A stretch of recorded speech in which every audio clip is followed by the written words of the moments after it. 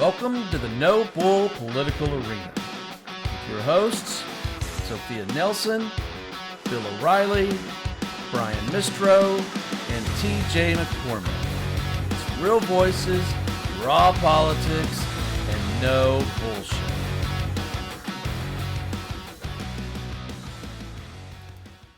Hi, everybody. Welcome to another show with the No Bull Political Arena. I am here today with Bill O'Reilly and TJ McCormick. This is, of course, Brian Mistro. We gave Sophia the night off, so you get to put up with the three of us. If you haven't seen our episode from last night with Mike Madrid, I would really urge you to watch it. We cover a number of topics, including, the United States potentially losing her reserve currency, the state of the United States, and the post-World War II era, which I think we all agreed that is for the most part over. Last night, Bill brought up a good point that when he asked, why did Trump do it this way? Surely somebody was giving him some advice. There was some rationale or reason behind that. And I just now got, and I saw it being posted on X, and you're going to be able to read this. You can see it. I'll put the slide up from Donald Trump's Truth Social post, but I'm just going to read a piece of it here because I think it's a great segue into what we're going to talk about today, what he's done, whether it was the right move, and so forth. So, quote, based upon a very productive meeting that I had with the Secretary General of NATO, Mark Rutte, we have formed the framework of a future deal with respect to Greenland and, in fact, the entire Arctic region. This solution, if consummated, will be a great one for the United States of America and all NATO nations. Based upon this understanding, I will not be imposing the tariffs that were scheduled to go into effect on February 1st. Okay. You do a killer Trump. That is uncanny. Well, first of all, I do want to point out that he didn't write this because consummated is not in his vocabulary. Okay. No, he's got great words. Yeah. So the best words. Bill, you brought it up last night. Why did he do it this way? Because I'm going to push it out because I just want to make a comment. What he did, I mean, he went after our allies. He has absolutely infuriated Canada and our other allies. It seems to me, and you made this point last night, that a much better approach would have just been a diplomatic approach, which appears now that that's what he's going to do, a diplomatic approach to this entire discussion. I mean, we're right back where we were before he started talking about Greenland. Right, which is why TJ and I last night were saying, like, we didn't think this, we thought things were going to get back in order because Trump always does it this way. I don't know why. I'm glad you're asking it, Brian. I don't know why he chooses that tactic. Was it the only tactic he could pursue? I don't think so. But that said, I think he gave a magnificent speech at Davos today. I mean, he's arrogant. He's some of the facts. Minus the rambling, all that stuff. I think he gave the Europeans a dose of medicine they had to hear. And that's where the Trump, that's the Trump I like, the guy who's honest. And I've learned to like, because I was not a fan, as you know. Right. But I appreciated him giving it to him straight. He doesn't care about the slings and arrows. And he put it out there today. And then now the Greenland thing is moving forward, which it could have without this. To answer your question, it could have without this. And I agree. And I also, you just mentioned Brian, as I mentioned Mark Carney last night, the Canadian Prime Minister, that guy attacked Trump and the United States 24 hours before Trump attacked, your words, NATO, our allies. I listen to European media all the time. I'm married to a girl from Britain. And so I just have become a bit of an Anglophile when it comes to news and politics. And so I consume a lot of news out of Great Britain on BBC and other networks. Anyway, Trump is regularly skewered. Regular. The United States is forever being called. Let's think about what we're talking about when we're talking about Europe. Europe is a leftist entity these days. Europe is absolutely inundated with multiculturalism, with ridiculous debt, completely broken Sing it, brother. social health care. They hate us. America is already the great Satan. Why go and kiss their asses? And yet, at the same time, it's still diplomacy. Because really, truly, now I'm not going to have the same kind of numbers that a Mike Madrid would have at the tip of his tongue. But one thing I do know is we are still debt, no debt, currency situations, what it is, what they are. Uh, we're still numero uno. And I'm not just saying that as some rah-rah Trump flag waver. We're still massively huge. And our military is still an attention getter, even Sure. with Vladimir Putin. We rule the skies. Sure. And we rule the ground. So anyway, I see today as, you know what? Has the phrase Trump diplomacy been coined 8,000 times yet? It's Trump diplomacy. Trumplomacy. It's not pretty. It ain't pretty. It ain't pretty, baby. But what are the effects of this? So I deal. understand where you're coming from. A deal. But it's the same deal that we had before he even started this mess. But not right? necessarily. So I'll give you an example. It's a point. We talked about the ownership of the United States debt last night, Right. and how a good majority of it is China and European Union. And just yesterday, and I didn't bring it up on the call, but a large, I don't know what it is, a retirement fund, whatever, and I can find it and put it up maybe afterwards. But they dumped every one of the U.S. Treasuries, bam, just like that. Okay, Yep. So if I'm Europe right now, and I have to deal with this back and forth, I don't know what he's going to be like. I don't know how erratic he's going to be. I don't know. You call it Trump diplomacy. I call it Trump explosion. Okay. Why am I holding on to U.S. debt? If this is how the United States treats her friends, why would I continue to hold on to this debt? Why don't I start saying, you know what? Maybe you two guys are right. Maybe we are screwed up. And is the first way that they're going to start fixing this screw up to start dumping treasuries? Because as we all agreed last night, if we lose the reserve currency, this is a whole nother world. This is a whole nother world. The reserve is clearly the big kahuna. That's a big deal. But for Europe, you see, like what they did with the treasuries and the other stuff is Europe is acting like Donald Trump. They're coming back and they're using hardball tactics too, and that's what they should do. They're Europe. That they're rooting for themselves. There was an EU Parliament member yesterday, the day before, who said "F America" on the floor, Yeah, and I saw that, and he was censored for that. But I bet you his numbers go through the roof there. He's acting like Donald Trump. He's going out there like the world has gotten a lot coarser, it's gotten a lot crasser, and it's gotten a lot more volatile. This guy's probably a national hero there now. We're also talking about a bunch of nations, just to maybe contextualize it. Talk about who we're talking about, who we're so concerned about being pals with. We're talking about nations that lined up on the side of or not so much on the side of Palestine, but against Israel. We're talking about a bunch of nations that are anti-Semitic in many, many ways, that are that are much happier to bend the knee to global Islamofascism than they are to Judeo-Christian cultures. They're readily handing over their Judeo-Christian identities to interlopers. Though the rare exceptions, the Swedens and is it Denmark? The rare exceptions there, Finland, are the ones who are actually playing hardball, and they're surviving their migration crises. And finally, and I'll end with this. When Trump did issue his massive tariffs, there were only two nations that came back with their own irrational, proactive. What's the word? Repercussions. Reciprocal Yeah. And that was China and Canada. Everybody else negotiated.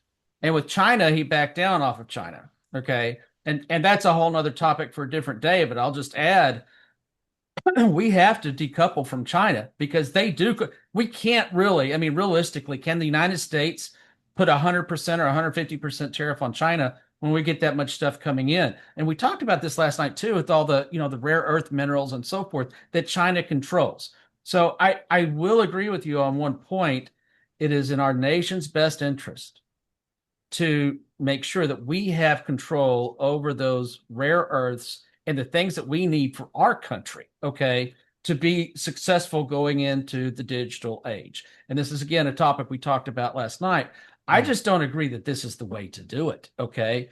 Yep. And I'm going to go back to this, the same post.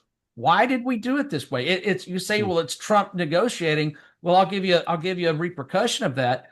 And I can share this tweet up as well. But the European Union, we negotiated tariffs over the summer. Donald Trump did. To your point, you negotiated tariffs over the summer. This is what we're going to do with summer. Everybody agrees. Well, last night they voted it down last night because of what he did with Greenland. So there are real world repercussions of the way that he does negotiations. Okay. Yeah, and I have to put that, in those kind of quotes. And then today happened though.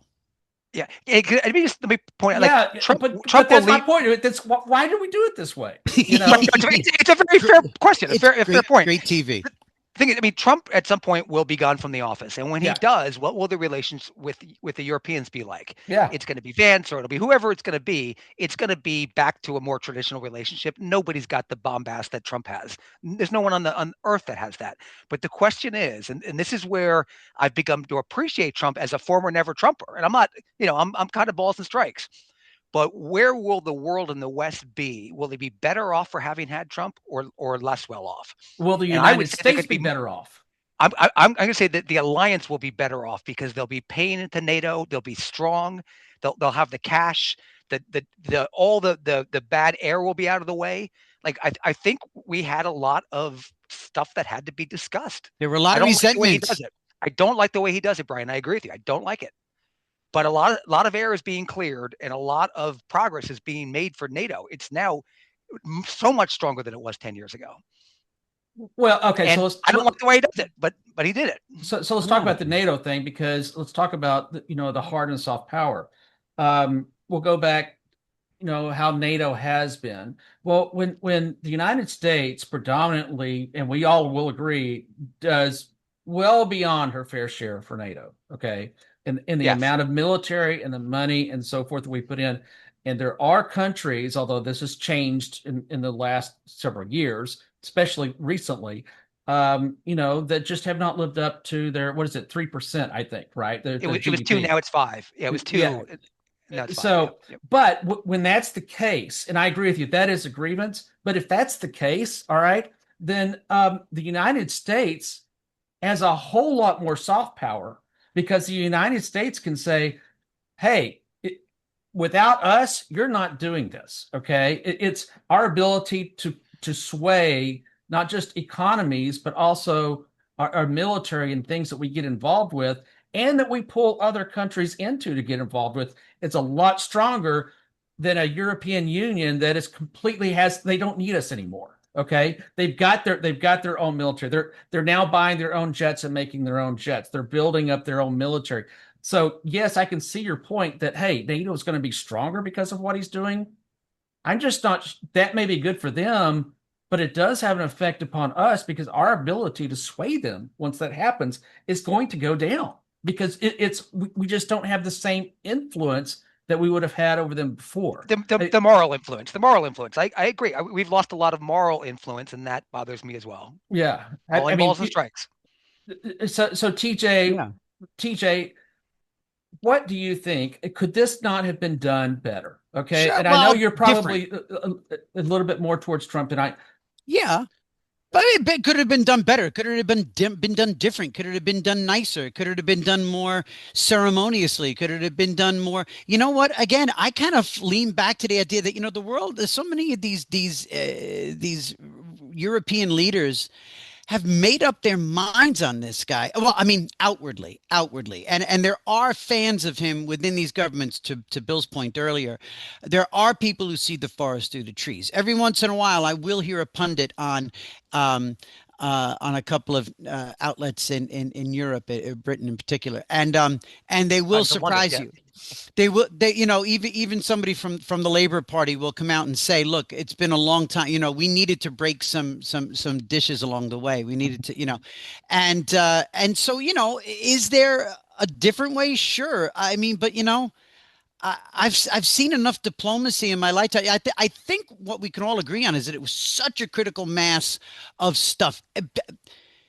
Ukraine has to end. You know what I mean? We've got to have peace, and we've got to have we have to get a grip on what is going on with technology, what's going on with information, because that does trickle down to our living rooms and our dining rooms and our churches and our schools. And I know that sounds like, where the hell are you guys? I sound like Trump in the middle of an address. But really, we needed a reset on so many facets of life today, and some of it's way up there, 40,000 feet at the governmental level, and some of it is right in the aforementioned front rooms of America and other places. So I think that we had a status quo going back forever and ever and ever and ever. If I saw one more little sit down in front of the Oval Office fireplace, I mean, one could say that Zelensky thing in some ways took the air out of the balloon. One person's air out of the balloon and another person's refreshing. There are people out there who saw that to be a little bit refreshing because it was real. It was weird. It was creepy as hell. What the hell? Poor little guy. Yeah, maybe he didn't handle that meeting right. He didn't at all. No, I love Zelensky. Yeah, Zelensky, Volodymyr Zelensky. Where Vance was in there. The guy, he's a hero, but he didn't handle that White House meeting well at all. He was like, neither did Trump. And I didn't like the idea that Vance jumped in and bullied and, how dare you come here to the White House? I was like, ooh, no. We don't need, no. Trump's got this. Not 2 against 1, not 2 or 3 against 1. That was cringy. But I'm just saying call it, maybe I'm a fan of the good TV, of the theater of it all. I want a good resolution. And if there's something interesting to watch along the way, look, again, the classic example I give is when I knew who this guy was I was working for a county executive. I was in the comms office. Trump had just won. We were at the beginning of a year where we were about to be ushered out of office unceremoniously. It was a blue wave coming. We're sitting there watching a press conference. Trump was announcing a major tax cut. And he said, got a beautiful tax cut. Everybody's going to have more money in their pocket. And then he spent 20 minutes beating the shit out of Nancy Pelosi. And of course, that became the news. It was unnecessary. And it was one of the first times that I was like, can anybody control this guy? Why is he stepping on his own good news? Mm-hmm. There you go. I mean, that is never, ever changed. It's never going to change. So I'm kind of one of those people. Like, it's ugly. It's weird. It's meandering, kind of like me. But at the end of the day, if we get some minerals out of this, at the end of the day, if we get some peace, look, the headline right now on television is that it looks like there are envoys from Russia in Davos right now, ready to sit down. Can you imagine? Well, yeah, but sit down for what? Because you and this war with Ukraine could end tomorrow. There's one person. The only reason we're having it right now is because of one person who sits in Russia. Okay. Absolutely. So they're going to sit down in Davos. They're going to talk about it. Maybe they're going to talk about, what is it? The new peace committee or whatever he's putting up, where nobody else is participating except for Russia and, a couple of other. But one thing is for sure. He has not ended this war in the 20 minutes that he promised he would, could and would. But one thing is for sure. Fucking thing would. Whoops. Are we doing that on the show? The damn thing would not have started. And I hate to pull like a direct quote from the guy, but it would not have started if not for the empty vessel that was occupying the White House then. There's no way Putin would have just rolled into Ukraine with Donald Trump sitting in the White House without that wild card, sitting in Washington, D.C. Okay. So it just wouldn't happen. I'm going to disagree again because it already happened. It happened during Obama. He rolled into Right, Crimea. right, during It happened Obama, after. for the love of God. It happened. Brian, It don't show happened. me, don't It show me any happened. Oh, derangement it on your happened. part. It I happened. trust you with this network. Don't you dare be deranged. Don't you dare start talking about Barack Obama and his false red lines, sir. Oh, hey! Listen, if you want to hear some criticism from Obama, I can certainly give it to you. I know, Okay, I I've know. heard it. but it rolled in under Obama when he took Crimea. Okay, so Right. this started under Obama, Yes. and then he rolled it into the what is it, the Donbass area in Yeah. eastern, and that was during Trump. Okay, so I he was all Ukraine and Russia have been at war since the Obama years. Okay, so the fact that he did a full scale invasion during Biden's years, it's the war was already Let me ask you happening. this. Let me ask you this. Let me be, I'm going to be a cliche. I'm going to be a cliche here. All right. So let me ask you this. Give me two things you like about Trump that you think he's done well. And it's not like, I know I'm not stumping you. I know I'm not being cute because I know you're going to have some really good intellectually honest I'm answers going to to give that. you two things that I think And by the way, again, could it's not a gotcha because I know you have them. no no I no am no. curious as to what you do like or what you admire about what he's done. There's two things that I think Donald Trump did Mm-hmm. that only Donald Trump could have done. Cool. The number one would have been what he did during COVID. Operation Warp Speed was an absolute miracle. Mm-hmm. And it's funny because that's the one thing that his base hates him for. Yeah. Whatever. So, Yeah. I don't know who else could have done that. And let me give you the second thing, which I Mhm. have publicly given him credit for, Sure. and that is what he has done in the Middle East. Iran, Mhm. right? The with Israel, with I hate to say creating peace because it's more of a ceasefire, but his support of Mhm. Israel Mhm. and reducing the Hamas hostilities and Mhm. everything else. Um, Biden didn't do that. Yeah. Okay. Obama didn't do that. All right. So his bombastic attitude and things that he does some things that nobody else can do. So that's Mhm. why I agree with you and Bill that Mhm. it's, there is some method behind the madness. Mhm. But God Almighty, it's some of the other stuff that he does. You just sit there shaking your Agreed. head like this whole Greenland thing, and you're like, what the hell were you thinking? We didn't have to do this, I mean, right? I love that he blew up wokeism. Like the trajectory of the country was like screaming left, and that stopped dead in its tracks. And for that, that's what really got me to come around a little bit for him, just to stop that cultural madness, like the free speech, all those issues. I gotta say one thing. After the show last night, we were talking. You asked earlier, Brian and TJ. You talked about European press. I went after the show and I looked at Le Monde and I don't speak French, so I translated it, Times of London, a bunch of other European papers to see what their editorials were. They were Mhm. so measured. It was though, at least for the editorial writers, like they knew they understand Trump. It was like they were Mhm. waiting him out. Like, okay, we go through this little thing, but let's all work it out. And they stayed calm. The politicians didn't. They all went nuts and scored their points. But Yeah. the newspaper editorial boards were like, let's calm this down a little bit. And I'm glad they Even Le did. Monde, even Le Monde. I've read the Le Monde Times was of great. I London. was shocked. I was shocked. Le Monde was really good. So, Bill, two things that Trump has done, in your opinion, that you really appreciate that you only think that Donald Trump could have done. Yeah, Jerusalem, making Jerusalem the Yep, I agree capital, with Wow. that. Yep. Good call. and Good call.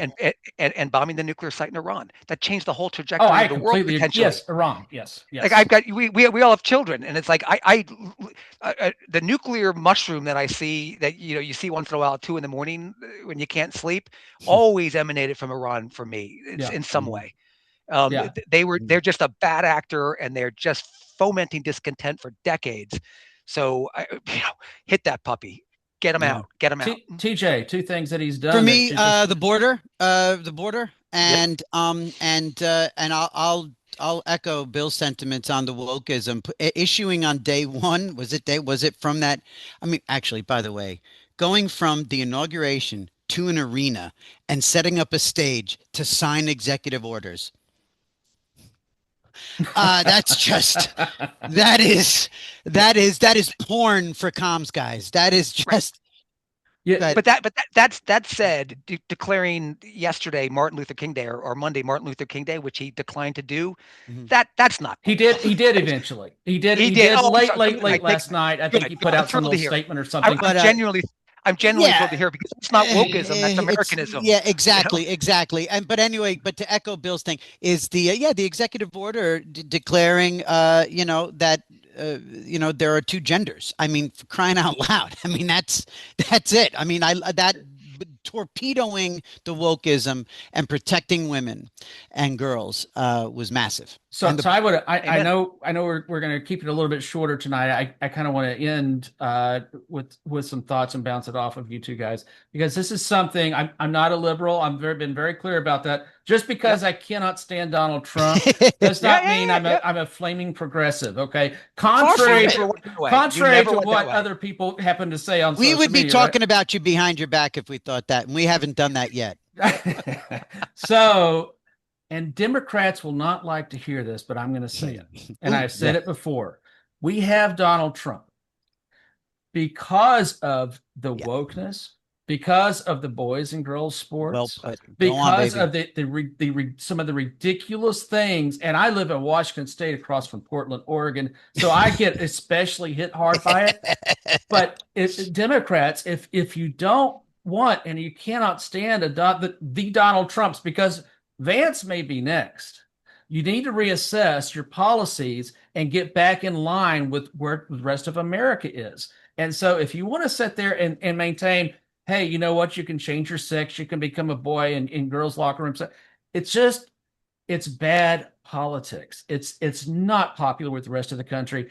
And when you go that far down the edge, that's how you get the Donald It's Trumps a of the great world and the point, dude. Republican Party. Yeah, and also Brian, the fecklessness of the GOP over the last 30 years. Yep. You know, I've worked for the Republican Party my whole adult life, and I mean I'm registered a conservative now in New York. We have a conservative party here, but the party just didn't fight hard enough. It just became about individual re-elections and not about real Yep. issues. We could have fixed immigration. We could have fixed Social Security. We could have fixed Medicaid. All these things, and we just went for the political expedient things over what was Yep. best for the So are country. you saying, Bill, that part of the reason we got Donald Trump too was also because of the Republican Party? Yeah, absolutely. Sure.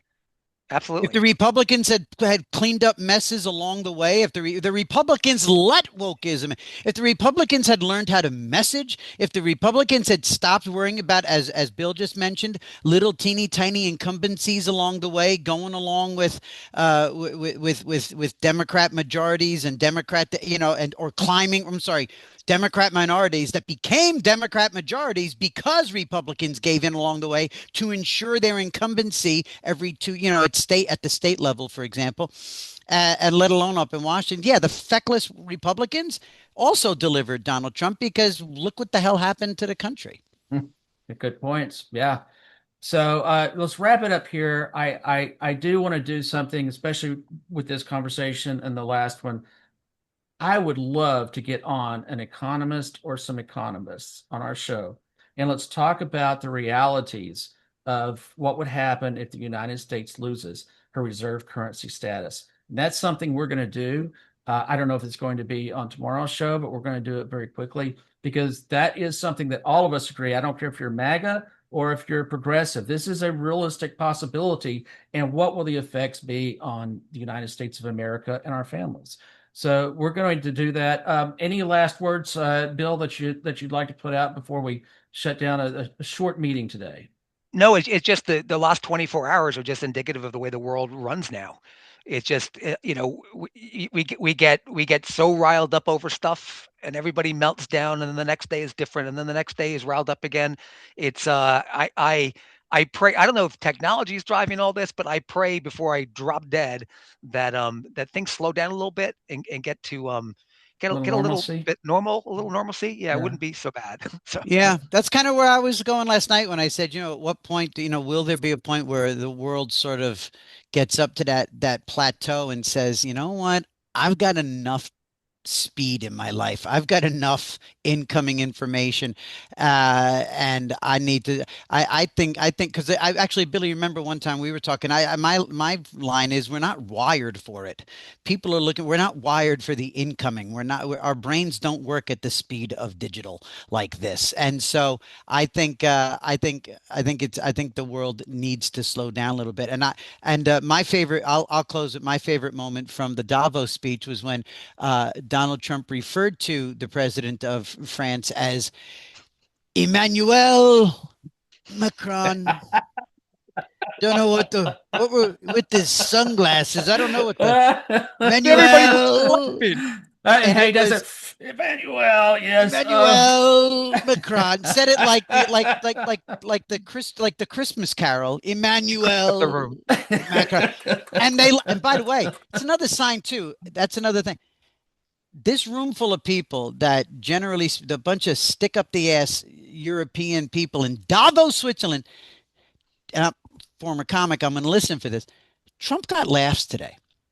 Those people were not sitting there with arms crossed and sticks up their ass. They were laughing at that son of a gun. He got laughs. I mean, and that I think that says something about how they really truly feel about this guy. They get a kick out of him. And it might be as simple as that. They get a kick out of him. I don't know, man. I don't know. He's got 9,000 lives, this guy. Yeah, he does. Yeah, it's and I'll just close with the thought.